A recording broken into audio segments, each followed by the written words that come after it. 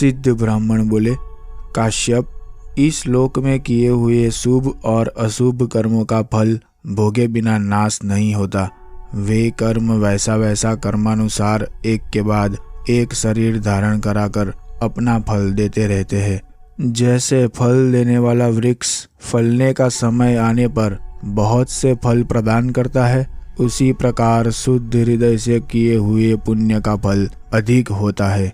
इसी तरह कलुषित चित्त से किए हुए पाप के फल में भी वृद्धि होती है, क्योंकि जीवात्मा मन को आगे करके ही प्रत्येक कार्य में प्रवृत्त होता है। काम क्रोध से घिरा हुआ मनुष्य जिस प्रकार कर्म जाल में आबद्ध होकर गर्भ में प्रवेश करता है, उसका भी उत्तर सुनो।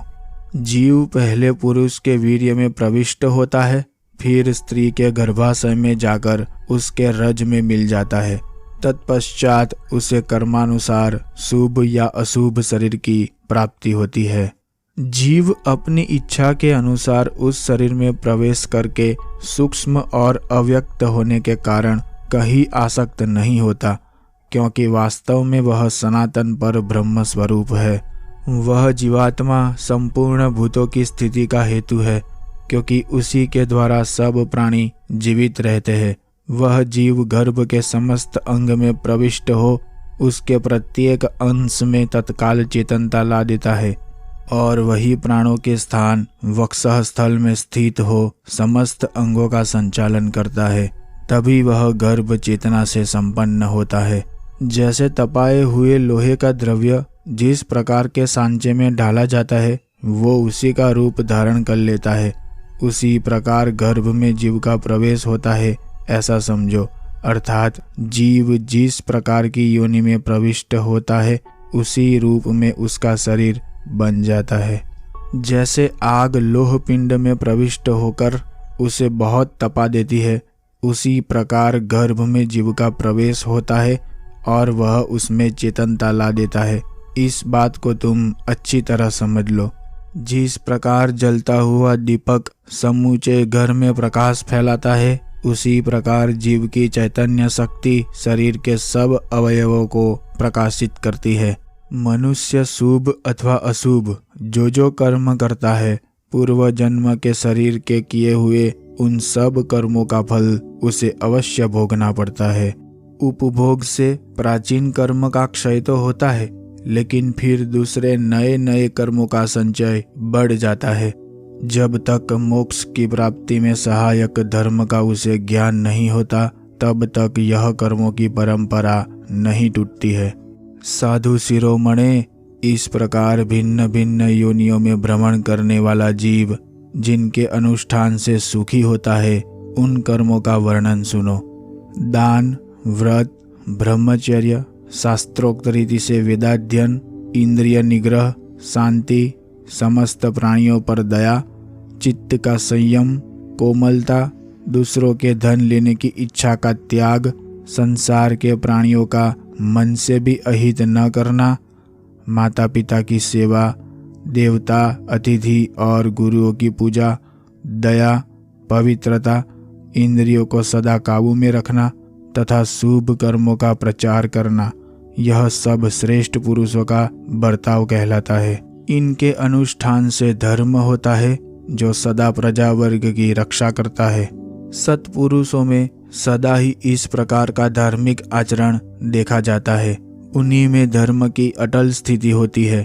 सदाचार ही धर्म का परिचय देता है।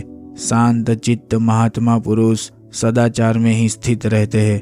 उन्हीं में पूर्वोक्त दान आदि कर्मों की स्थिति है, और वे ही कर्म सनातन धर्म के नाम से प्रसिद्ध है। जो उस सनातन धर्म का आश्रय लेता है, उसे कभी दुर्गति नहीं भोगनी पड़ती है। इसीलिए धर्म मार्ग से भ्रष्ट होने वाले लोगों का नियंत्रण किया जाता है। जो योगी और मुक्त है, वह अन्य धर्मात्माओं की अपेक्षा श्रेष्ठ होता है।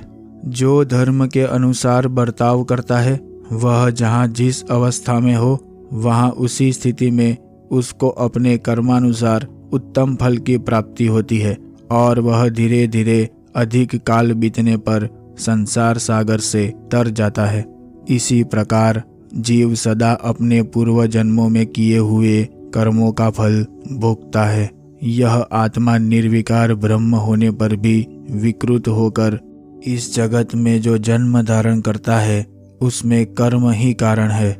आत्मा के शरीर धारण करने की प्रथा सबसे पहले किसने चलाई है, इस प्रकार का संदेह प्रायः लोगों को मन में उठा करता है, अतः उसी का उत्तर दे रहा हूँ। संपूर्ण जगत के पितामह ब्रह्मा जी ने सबसे पहले स्वयं ही शरीर धारण करके स्थावर जंगम रूप समस्त त्रिलोकी की रचना की। उन्होंने प्रधान नामक तत्व की उत्पत्ति की, जो देहधारी जीवों की प्रकृति कहलाती है, जिसने इस संपूर्ण जगत को व्याप्त कर रखा है तथा लोक में जिसे मूल प्रकृति के नाम से जानते हैं। यह प्राकृत जगत क्षर कहलाता है। इससे भिन्न अविनाशी जीवात्मा को अक्षर कहते हैं। इनसे विलक्षण शुद्ध पर ब्रह्म है। इन तीनों में से जो दो तत्व क्षर और अक्षर है, वे सब प्रत्येक जीव के लिए पृथक पृथक होते हैं। श्रुति में जो सृष्टि के आरंभ में सतरूप से निर्दिष्ट हुए हैं, उन प्रजापति ने समस्त स्थावर भूतों और जंगम प्राणियों की सृष्टि की है। यह पुरातन श्रुति है। पितामह ने जीव के लिए नियत समय तक शरीर धारण किए रहने की, भिन्न भिन्न योनियों में भ्रमण करने की और परलोक से लौटकर फिर इस लोक में जन्म लेने की आदि की व्यवस्था कर रखी है।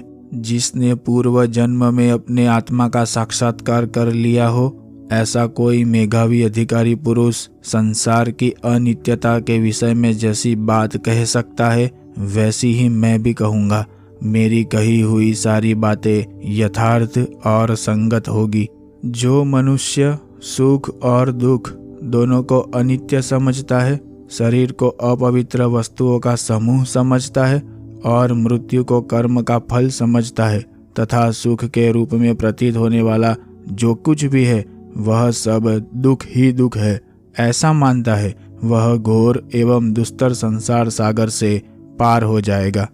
जन्म मृत्यु एवं रोगों से घिरा हुआ जो पुरुष प्रधान तत्व प्रकृति को जानता है और समस्त चेतन प्राणियों में चैतन्य को समान रूप से व्याप्त देखता है, वह संपूर्ण परम पद के अनुसंधान में संलग्न हो जगत के भोगों से विरक्त हो जाता है।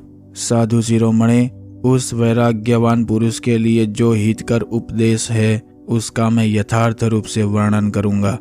उसके लिए जो सनातन अविनाशी परमात्मा का उत्तम ज्ञान अभिष्ट है उसका मैं वर्णन करता हूँ। विप्रवर, तुम सारी बातों को ध्यान